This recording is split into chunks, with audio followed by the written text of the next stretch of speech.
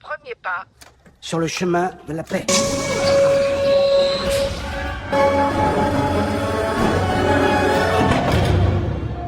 10%. 20%. Non! N'arrêtez pas! 90.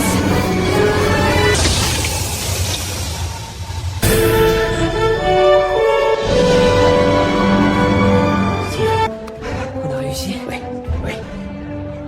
Oui. Le film commence en 1942, au moment le plus sanglant de la Seconde Guerre mondiale. Un officier d'Hydra nommé Johann Schmidt envahit un village avec son régiment nazi pour voler un mystérieux objet bleu et lumineux appelé le Tesseract. Cet objet possède des pouvoirs surnaturels qui peuvent changer le cours, non seulement de la guerre, mais aussi du monde entier.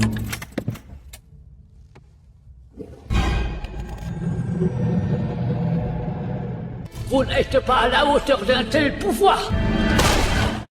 À New York, le processus de recrutement militaire pour la Seconde Guerre mondiale est en cours. Lors de la vérification des documents, un jeune homme mince de Brooklyn, nommé Steve Rogers, est rejeté à sa 5e tentative. Il a essayé de s'enrôler dans différentes villes, mais en vain. Il est rejeté en raison de divers problèmes de santé. Bien qu'il rêve toujours de servir son pays en tant que soldat, sa santé et son apparence physique l'en empêchent constamment. Donnez-moi une chance. Rien que votre asthme vous rend inapte au service. Je vous sauve la vie. Tous les jeunes gens aptes au service font la queue pour servir leur pays. On voit le dessin animé.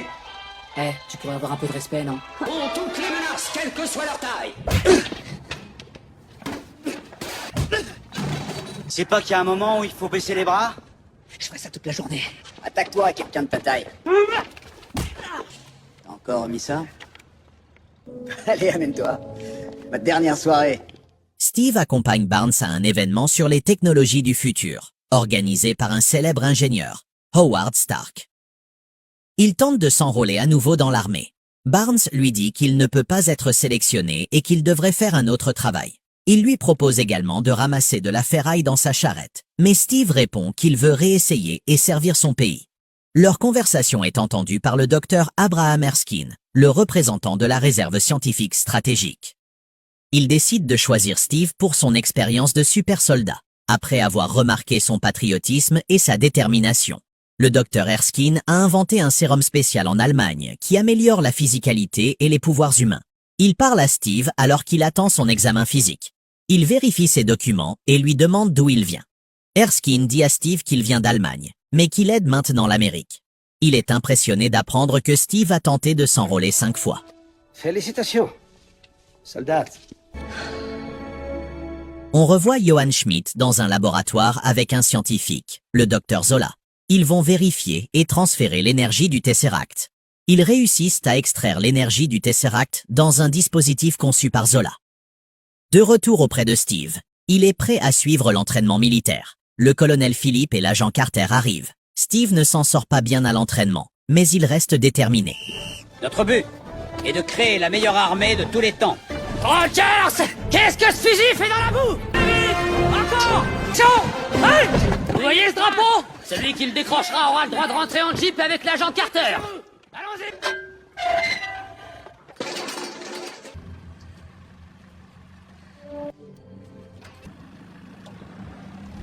Philippe pense que Steve n'est pas le bon candidat pour l'expérience, mais le docteur Erskine garde espoir. La guerre n'est pas un concours de gentillesse, docteur. Regardez. Il me donne envie de chialer. Grenade! Éloignez-vous! Reculez! C'était une grenade factice. Ça reste un sac d'os.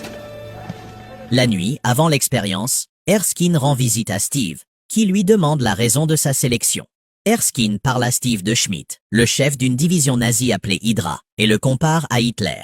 Il dit que contrairement à Hitler, Schmidt ne croit pas aux fantasmes, mais au pouvoir caché de la Terre laissé par les dieux. Erskine révèle à Steve que Schmidt a également pris le sérum de super soldat, mais a malheureusement souffert de problèmes dus à ses effets secondaires. Il dit aussi à Steve qu'il a été sélectionné pour cette expérience à cause de sa faiblesse, car un homme faible connaît la valeur du pouvoir.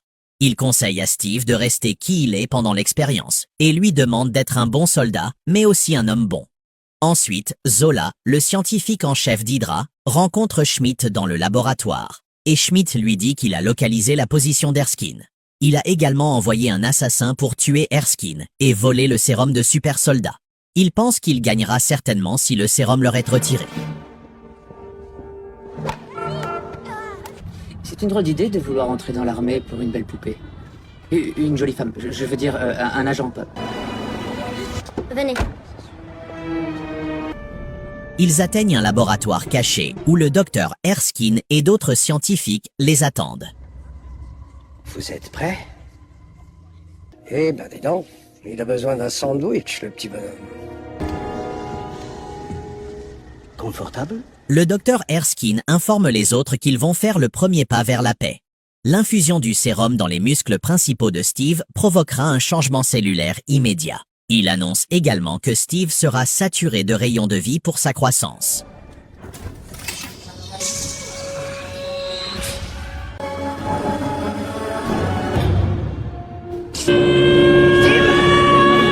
Non! N'arrêtez pas! 90!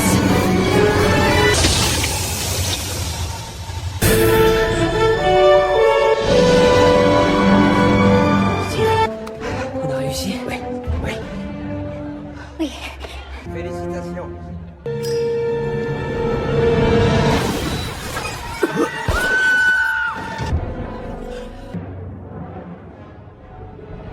Ich habe es! Den Wagen!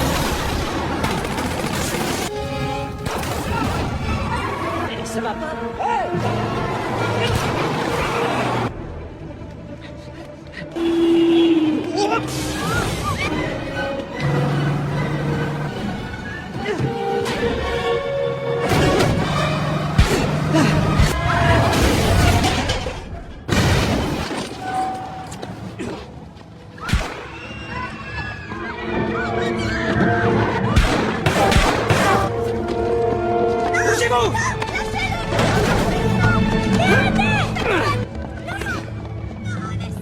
Ne faites pas ça! Rattrapez-le! Je sais nager!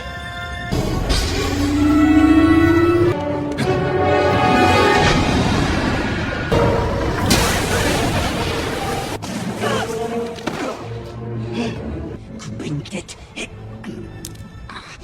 Il en repoussera. De plus. Schmidt dit à certains officiers de l'armée qu'il a de nouvelles armes alimentées par le Tesseract qui peuvent transformer un être humain en poussière. Lorsque les officiers se rendent compte que Schmidt a l'intention de cibler l'Allemagne, ils le critiquent. Vous aurez à comparaître devant le Führer en personne! La réserve scientifique stratégique reçoit l'instruction de combattre Hydra directement, et le colonel Philippe informe l'agent Carter et les autres qu'ils vont partir pour Londres. Steve souhaite les accompagner, mais Philippe refuse de l'emmener, disant qu'il n'est pas assez bon pour la bataille. En fait, ils ne veulent pas que Steve se batte sur le vrai champ de bataille, car il est le seul bénéficiaire du sérum de super soldat, qui a été perdu. Le sénateur américain Brandt offre à Steve une tournée nationale en tant que Captain America, pour maintenir le moral de la nation américaine et promouvoir les bons de guerre. Il doit se produire sur scène en portant un costume spécial, mais il pense que son potentiel est gâché.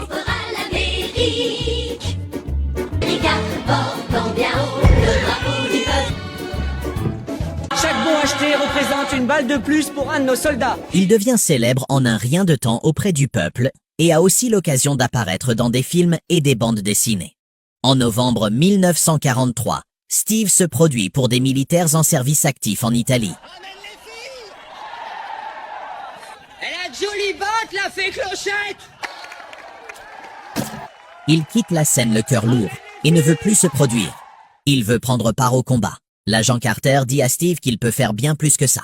Steve lui dit qu'il a toujours rêvé de se battre en première ligne pour son pays, mais que malheureusement, il n'a pas pu le faire.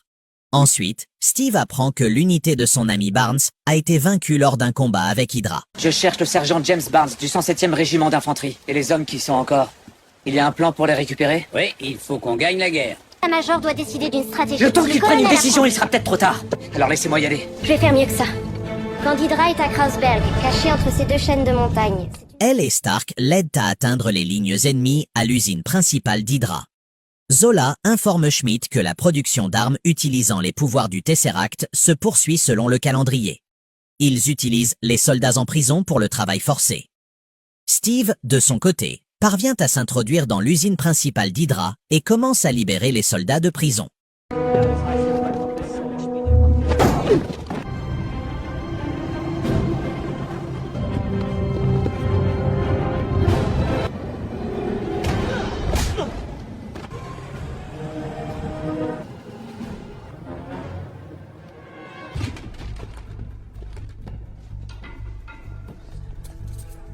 Il les interroge également sur Barnes et apprend qu'il y a un quartier d'isolement dans l'usine, mais que personne n'en est jamais revenu.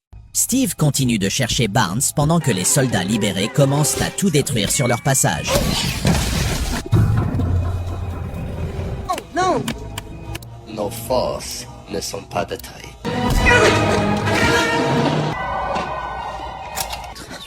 Qui? Steve? C'est moi. Je te croyais plus petit. Qu'est-ce qui t'est arrivé? J'ai fait l'armée.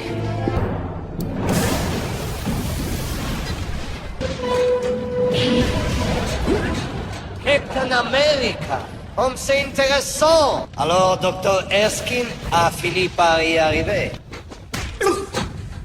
Vraiment?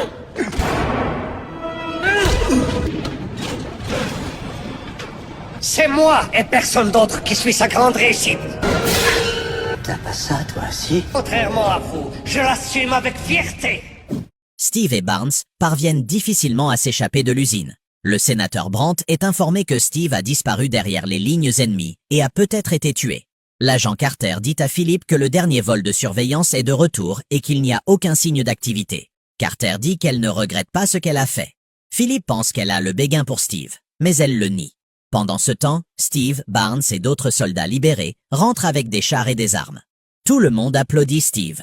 Il dit à Philippe que certains soldats ont besoin d'assistance médicale. Il reçoit la médaille de la valeur et gagne le respect et la reconnaissance des officiers supérieurs.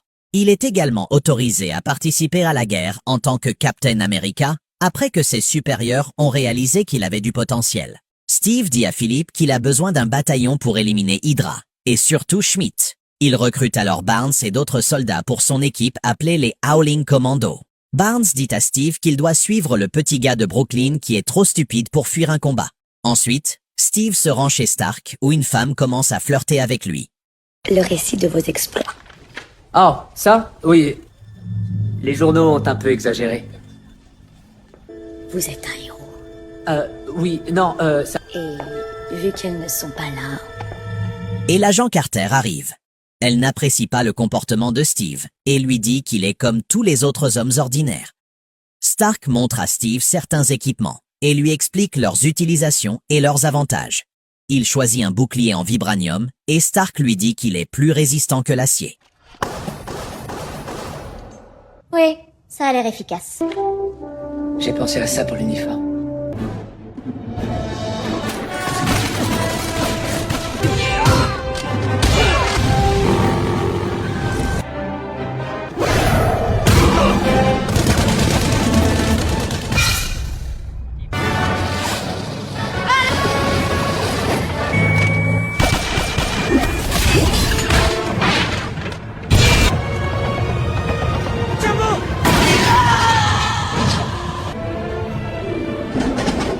Steve parvient à capturer Zola.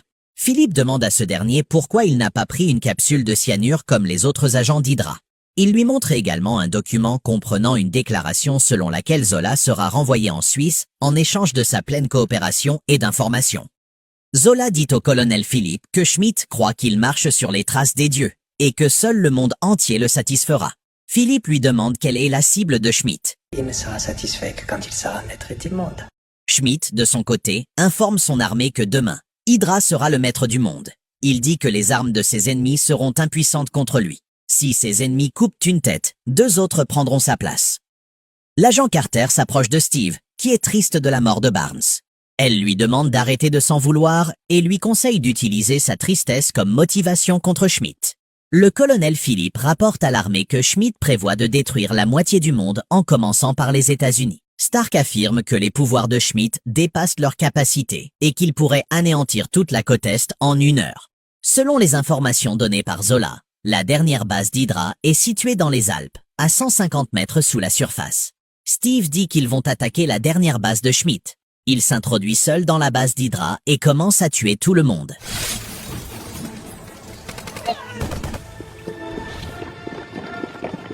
Section d'assaut! Go!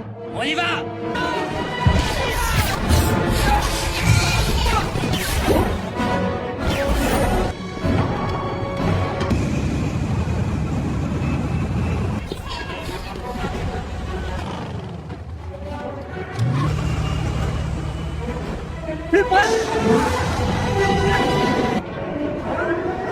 Après être monté dans l'avion, Steve apprend que Schmidt va détruire les États-Unis à l'aide d'armes de destruction massive. Il atteint maintenant l'endroit où Schmidt a gardé le Tesseract. Ce dernier arrive également et essaie de tuer Steve à l'aide de son arme de destruction massive.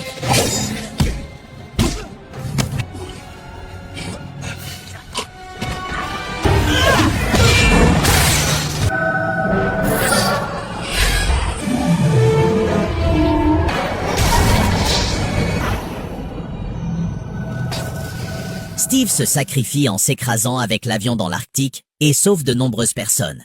Plus tard, Stark retrouve le Tesseract dans l'océan, mais il n'y a aucun signe de l'avion ni du corps de Steve. Finalement, ce dernier est présumé mort. Carter est triste en voyant la photo de Steve.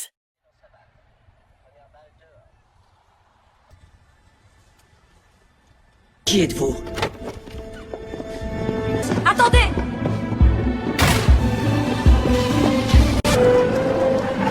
Repos, soldat! Vous avez dormi pendant près de 70 ans.